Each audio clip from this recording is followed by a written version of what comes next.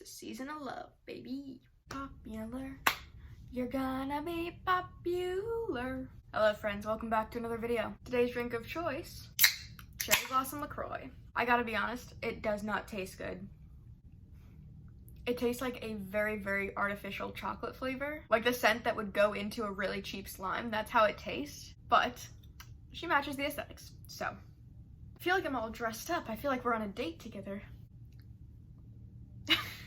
Welcome to my February TBR. I don't normally record TBR videos just because I'm very much a mood reader and very much just pick up whatever feels right in that moment. But with this being the month of both Valentine's Day and also it's Black History Month, I figured I would pick some books that have a little bit more of a theme. I wanted to maybe do some challenge videos, just stuff that's related to what's going on this month. Ugh. It's one of those things that doesn't get better. But this is a very, very rough TBR. This is by no means what I'm actually going to be reading. I definitely plan on reading more than what's in this list, and I don't even know if I will get to all of them just because I don't own all of them. So I'm gonna be on a little bit of a hunt this month. You're gonna be popular. For you. I need earrings. Let's put the whole thing together. Let's just go all out.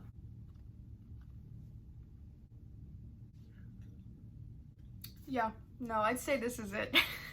Anyways, I have a nice little combination of some lighthearted romances, some books that focus on heavier topics, and some books that I flat out do not think I will like. So we're gonna talk through them. We're gonna build the anticipation, see if maybe by the end of the month I'll have some changed opinions. I'm gonna start off by talking about these library books. I am posting a vlog of going to the library, I think next week. It should be going up on the 12th. And while we were at the library, I got 4 books, one of which I already read. It was Earthlings by Sayaka Murata. That was my first February read. And while we were there, I also picked up 3 romance books just because I wanted to do a video focused on romance. It's a genre I really do not ever read. It's one I'm not very interested in, but it's on brand for the month. So I figured I would give it a shot. I looked specifically for titles that I recognized from other people's videos just because if I'm gonna like a book, I feel like it might help to have positive opinions already in my head so I'm not going into it completely judgmental. I at least know that it is a book that's liked by some people. So I got If the Shoe Fits by Julie Murphy. It's a Cinderella type retelling, but it's in Hollywood. Once and for All by Sarah Dessen. The main character, I think,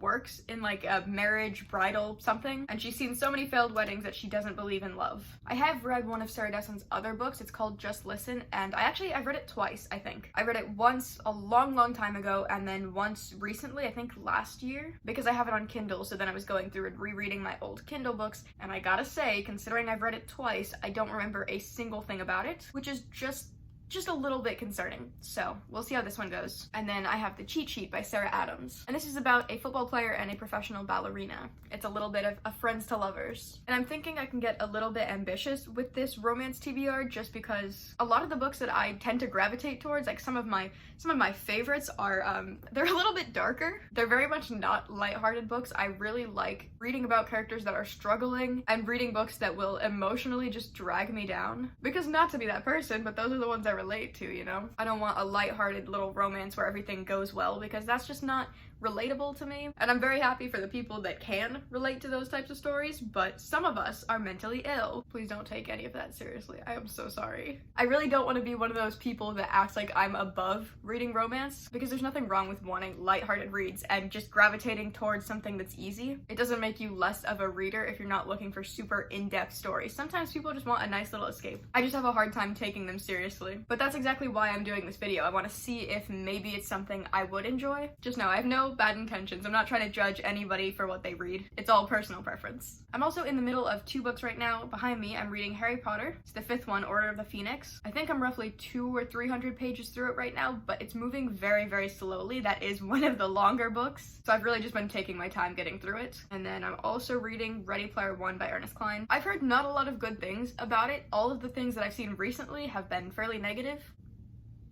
Yeah, I'd say I'm pretty cool. But we have it, and I've been meaning to read it because regardless of the character and like the morals that go on in it, the one thing that is consistent is that everybody says the world building is really good, so I thought I'd give it a try. I haven't really been gravitating towards it, but I do think it's a nice little escape, especially the way that the character describes video games and just saying how that is kind of how a lot of people cope. Like me and all my friends very heavily rely on Minecraft when everything around us is just too much. So I can definitely relate to the ideas that the main character is presenting. He's kind of pretentious, he's kind of annoying.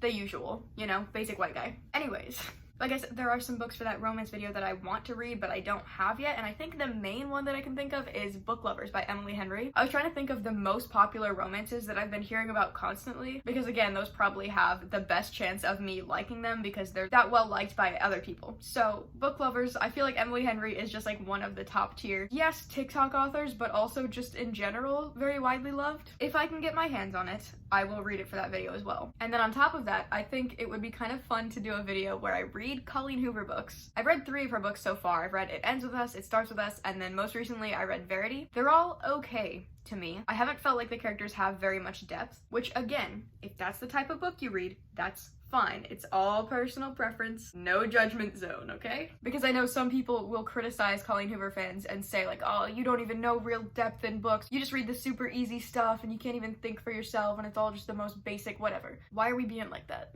Can we just be happy that people are reading and enjoying stories and finding things that they relate to? I don't know why it's such a competition to be like the most pretentious, like, oh, I'm understanding this book better than you. It doesn't matter. It's all just for fun. So it's a completely personal thing. I have not liked Colleen Hoover's writing. I haven't felt like there's very much depth to the characters, which maybe is just because I don't relate to what they're going through. Regardless of the reason, I thought it would be kind of fun to do a video where I read Colleen Hoover books until I find one that I like, or something of that sort.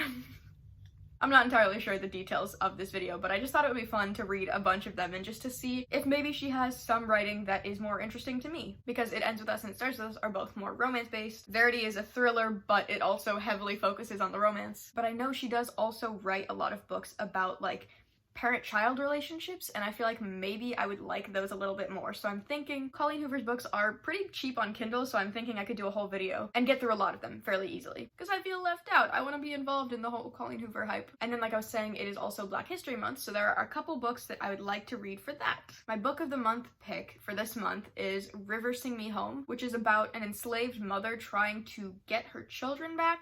I don't entirely remember the plot of it right now. It definitely sounds like a very emotional book for sure, but I'm gonna keep saying it. I cannot handle reading parent-child relationships in books. They make me so sad, and I think that, like, the idea of a mom who just wants her kids back and is just being treated so terribly, that is soul-crushing. I'm so not ready to read that, but it's something that we probably should read more about. My most recent book purchase is Somebody's Daughter by Ashley C. Ford, and this was a signed edition in the Barnes & Noble, which is cool. I've seen this book talked about around the internet, and I'm just very pro-memoir. I really enjoy reading just a piece of somebody's life, because a lot of the memoirs I read have been so very, very intimate. And I feel like especially with the past couple of years and how disconnected really everybody has been from each other, I just feel like memoirs create a really cool connection between reader and author. Because unlike an autobiography, where I feel like the goal a lot of the time is to kind of brag and to say, look how much I did with my life. This is a huge generalization. There are some really great autobiographies out there. When I said that, I was more so thinking about the recent autobiographies that people have been putting out. Specifically celebrities who are writing full autobiographies, which is supposed to detail your entire life, and they're only in their 20s or 30s. It doesn't feel like there's any point to those books because they haven't lived their full lives yet. There's no conclusion to the story. So it very much just feels like, hey, look how much stuff I've done with my age. The point of a memoir is to focus on a specific theme and kind of explore that throughout the entire book. And it allows the authors to get more in-depth with what they want to say without it coming across like they think they've done it all. It's just detailing that one specific part of their lives.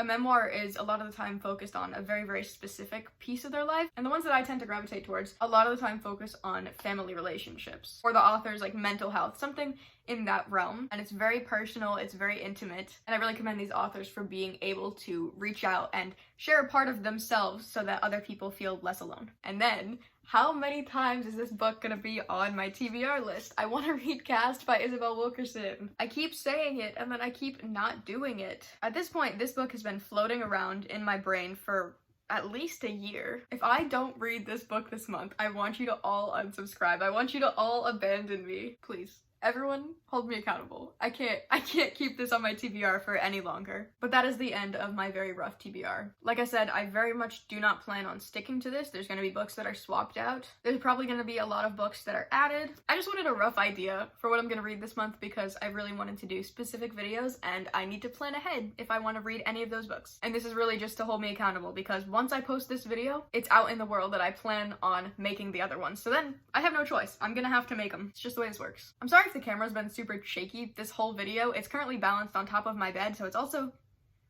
at an angle that I'm gonna have to fix when I'm editing, which is gonna be very frustrating. But that's for me to worry about and for you to not know about until I say it right now. Unless I do it very poorly, and then I guess you'll know about it throughout the whole video, in which case I am so sorry. But if you made it this far, thank you so much for watching. If you like this video and you want to see more of my face, you can subscribe to this channel or my main channel, Riverbxnd, where I post music content, or my Instagram, Spotify, Goodreads, and Storygraph. They are all in the description for you. Thank you so much for watching. This has been a fun time. I'll see you guys in the next video. Bye.